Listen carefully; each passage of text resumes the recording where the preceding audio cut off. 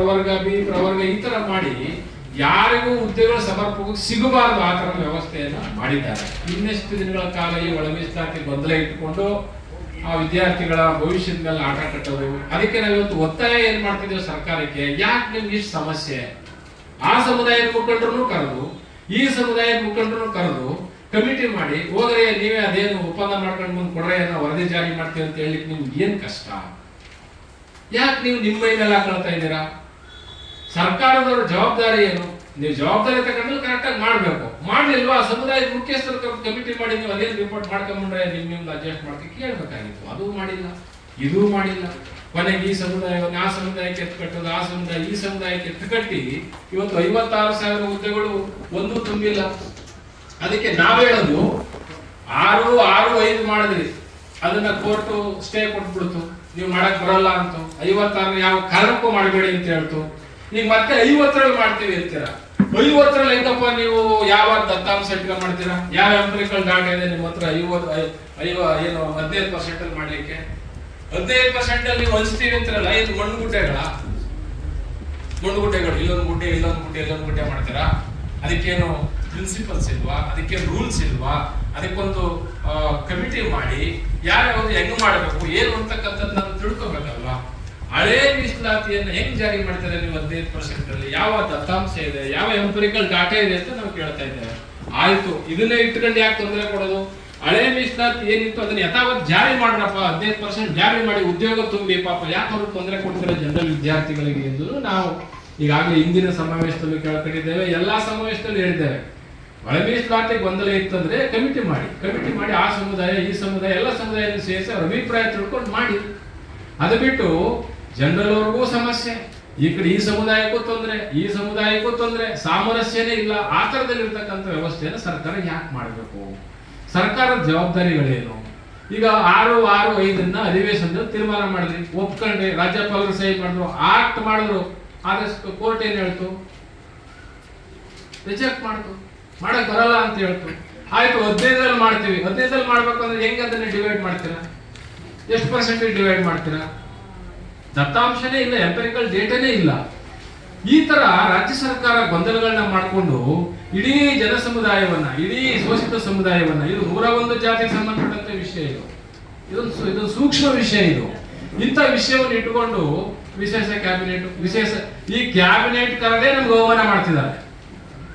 ಕ್ಯಾಬಿನೆಟ್ಗಳು ಮಾಡಿ ನಮ್ಗೆ ಅವಮಾನ ಮಾಡೋದು. ಯಾಕೆಂದ್ರೆ ಒಂದು ಸಬ್ಜೆಕ್ಟ್ ಎಷ್ಟು ಕ್ಯಾಬಿನೆಟ್ ಕರೀತೀರಿ ಸರ್? ಯಾವ್ದೋ ಒಂದು ಕ್ಯಾಬಿನೆಟ್ ಅಲ್ಲಿ ಡಿಸೈಡ್ ಮಾಡಿ. ಕಮಿಟಿ ಒಪ್ಲಿಲ್ವಾ ಆ ಸಮುದಾಯದವ್ರನ್ನ ಕಮಿಟಿಗಳನ್ನ ಕರೀರಿ, ಕರೆದ್ಬಿಟ್ಟು ನೋಡ್ರಿ ಹಿಂಗಿದೆ ಎಲ್ಲ ತೀರ್ಮಾನ ಮಾಡ್ಕೊಂಡ್ ಬರ್ರಿ ಅಂದ್ರೆ ಮುಗಿದೋಗಿತ್ತು. ಅದು ಮಾಡಂಗಿಲ್ಲ, ಇದು ಮಾಡಂಗಿಲ್ಲ. ಹಾಗಾಗಿ ನಮ್ಮ ಉದ್ದೇಶ ಇಷ್ಟೇ, ನಾಳೆ ನಡೀತಕ್ಕಂಥ ಕ್ಯಾಬಿನೆಟ್ ನಲ್ಲಿ ಯಾವುದೇ ಸಮುದಾಯಕ್ಕೂ ನ್ಯಾಯ ಆಗಕೂಡದು. ರೋಸ್ಟರ್ ಆಗಿರ್ಬೋದು, ಅವ್ರ ಪರ್ಸೆಂಟೇಜ್ ಆಗಿರ್ಬೋದು, ಅವ್ರ ಜನಸಂಖ್ಯೆಗೆ ಅನುಗುಣವಾಗಿ ಏನ್ ಕೊಡಬೇಕು ಅಂತಿದ್ರು ಎಲ್ಲರಿಗೂ ಸಮಾನವಾಗಿ ಕೊಟ್ಬಿಡ್ಬೇಕು. ನೀವೇನಾದ್ರೂ ನಾಳೆ ಹಿಂದೆ ಮಾಡಿದ ರೀತಿಯಲ್ಲಿ ಒಂದ್ ಕಣ್ಣು ಬೆಣ್ಣೆ ಒಂದ್ ಕಣ್ಣು ಸುಣ್ಣ ಮಾಡಿದಂಗೆ ಅದನ್ನ ಕುಗ್ಸೋದು, ಅದನ್ನ ಇಗ್ಸೋದು, ಅಲ್ಲಿ ಕಿತ್ತಾಕೋದು, ಇಲ್ಲಿ ಕಿತ್ತಾಕೋದು, ಅದನ್ನ ಕಿತ್ತಿಲ್ಲಾಕ ಮಾಡ್ತಕ್ಕಂಥ ಕೆಲಸ ಮಾಡಿದ್ರೆ ಖಂಡಿತ ನಿಮ್ಮ ಸರ್ಕಾರಕ್ಕೆ ಯಾವುದೇ ಕಾರಣಕ್ಕೂ ನೈತಿಕತೆ ಇರಲ್ಲ. ನಿಮ್ಮ ಸರ್ಕಾರ ಯಾವುದೇ ಕಾರಣಕ್ಕೂ ಉಳಿಯಲ್ಲ ಅಂತಕ್ಕಂಥ ಮಾತು ಹೇಳ್ತಾ ಇದ್ದೀನಿ. ನಮ್ಮವರೆಗೂ ನಾವು ಹೇಳ್ತಾ ಇದ್ದೇವೆ, ಯಾವುದೇ ಸಮುದಾಯಕ್ಕೆ ತೊಂದರೆ ಆದ್ರೆ ಅಥವಾ ಈ ನಮ್ಮ ಸಮುದಾಯಗಳು ತೊಂದರೆ ಆದ್ರೂ ನೀವು ರಾಜೀನಾಮೆ ಕೊಟ್ಟು ಬರ್ಬೇಕು. ಯಾಕೆ ನೀವು ಇರ್ಬೇಕಲ್ಲಿ ಆ ಜಾಗದಲ್ಲಿ ಅಂತಕ್ಕಂಥದ್ದು ನಮ್ಮ ನಾಯಕರುಗಳು ಬಯಸಿದ್ದೇವೆ, ಭೇಟಿ ಮಾಡಿದ್ದೇವೆ. ನಿನ್ನೆ ಮುಖ್ಯಮಂತ್ರಿಗಳು ಯಾವುದೇ ಕಾರಣಕ್ಕೂ ಯಾವುದೇ ಸಮುದಾಯಕ್ಕೆ ಅನ್ಯಾಯ ಆಗದ ರೀತಿಯಲ್ಲಿ ಅವರ ಸಮ್ಮುಖದಲ್ಲೇ ಕರೆದು ಚರ್ಚೆ ಮಾಡಿ, ನಾಳೆ ಪುರಾತುರಿಯಲ್ಲಿ ಮಾಡಕ್ ಹೋಗಲ್ಲ, ಅವರೆಲ್ಲರನ್ನು ಒಪ್ಪಿಸಿ ನಾನು ಈ ಒಂದು ಇದನ್ನ ನಾನು ಜಾರಿ ಮಾಡ್ತೀನಿ ಅಂತಕ್ಕಂಥ ಮಾತನ್ನ ಕೊಟ್ಟಿದ್ದಾರೆ ಮುಖ್ಯಮಂತ್ರಿಗಳ ನಿನ್ನೆ.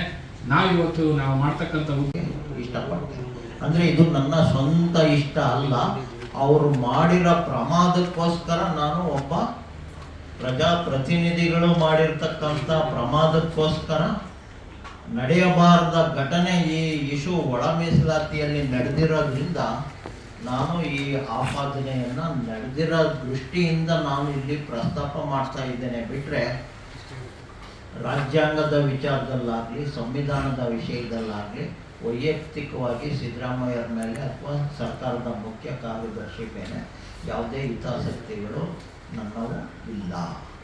ಪರಂ ಪೂಜ್ಯ ಸ್ವಾಮೀಜಿಯರು ಪ್ರಸ್ತಾಪ ಮಾಡಿದ್ರು, ಕ್ಯಾಬಿನೆಟ್ಗೆ ಬರೋದಕ್ಕಿಂತ ಮುಂಚೆ ಒಂದು ಇಲಾಖೆ ಆಡಳಿತ ಸಂಸ್ಥೆ ಅದು ತನ್ನ ಒಪಿನಿಯನ್ನನ್ನು ಕೊಟ್ಟು ಈ ಥರ ಇದೆ ಅಂತ ಪ್ರಸ್ತಾವನೆ ಸಲ್ಲಿಸಬೇಕಾದಂಥ ಸಂದರ್ಭಕ್ಕೆ ಅಲ್ಲಿಂದ ಇಲ್ಲಿಗೆ ಬರೋವಷ್ಟೊತ್ತಿಗೆ ಎ ಬಿ ಹೇಗಾಗೋಗುತ್ತೆ ಅನ್ನೋವಂಥದ್ದು ನಮ್ಮ ಪ್ರಶ್ನೆ. ಅದು ಕಾರಣಕರ್ತರು ಯಾರು ಅಂತ ಒಂದು ಕೆಲಸ ಯಾರು ಮಾಡಿದ್ರು ತಪ್ಪೇ. ಮುಖ್ಯಮಂತ್ರಿ ಮಾಡಿದ್ರು ತಪ್ಪೇನೆ, ಸರ್ಕಾರದ ಮುಖ್ಯ ಕಾರ್ಯದರ್ಶಿ ಮಾಡಿದ್ರು ತಪ್ಪೇನೆ, ಇಲಾಖೆಯವರು ಮಾಡಿದ್ರು ಕೂಡ ತಪ್ಪೇನೆ. ಅಂತ ಒಂದು ದೊಡ್ಡ ಪ್ರಮಾದ ಇದು ಎಲ್ಲಿಗೆ ಹೋಗುತ್ತೆ ಅಂತ ಅಂದರೆ, ಸಾಕ್ಷಿ ಆಧಾರಗಳನ್ನೇನಾದರೂ ನಾವು ಪ್ರಸ್ತಾವನೆ ಮಾಡಿದ್ರೆ ಕಾಯಂ ಅಂದರೆ ಜೈಲು ನಿವಾಸಿಗಳಾಗೋಗ್ಬಿಡ್ತಾರೆ. ಇಂಥ ಒಂದು ಪ್ರಮಾದ ನಡಿಬಾರ್ದಾಗಿತ್ತು. ಅದು ಪರಿಶಿಷ್ಟರ ವಿಷಯದಲ್ಲಿ, ಅಸ್ಪೃಶ್ಯರ ವಿಷಯದಲ್ಲಿ ನಡೆದಿದೆ ಅಂತಂದರೆ ಇದು ಅಕ್ಷಮ್ಯ ಅಪರಾಧ. ಹಾಗೆ ಇದೊಂದು ಸಣ್ಣ ಸಮಸ್ಯೆ, ಇದು ಭಾರಿ ದೊಡ್ಡದಾದಂಥ ಸಮಸ್ಯೆ ಏನಲ್ಲ, ಭಾಳ ಚಿಕ್ಕ ಸಮಸ್ಯೆ. ನೋಡಿ, ಆಡಳಿತ ಯಂತ್ರ ಮುಖ್ಯಮಂತ್ರಿ ಅಂದರೆ ಎಷ್ಟು ಅಸೆಟ್ ಇರುತ್ತೆ.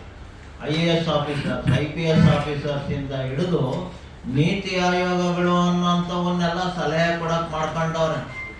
ಹಾಗೆ ಅದಕ್ಕೆ ಸಂಬಂಧಪಟ್ಟಂಥ ಆಯೋಗಗಳೆಲ್ಲವೂ ರಚನೆ ಸುಳ್ಳ ಮಾತುಗಳು, ಕಳ್ಳ ಸುಳ್ಳ ಪೋಸ್ಟ್ಪೋನ್ಗಳು, ಒಂದು ನಿರ್ದಿಷ್ಟವಾದಂಥ ಸ್ಪೆಸಿಫಿಕ್ ಆದಂಥ ತೀರ್ಮಾನವನ್ನು ತೆಗೆದುಕೊಳ್ಳದೆ ಇರ್ತಕ್ಕಂಥದ್ದಕ್ಕೆ ನಾನಾದರೂ ಕೂಡ ಭಾಳ ವಿಷಾದ ವ್ಯಕ್ತಪಡಿಸ್ತೇನೆ.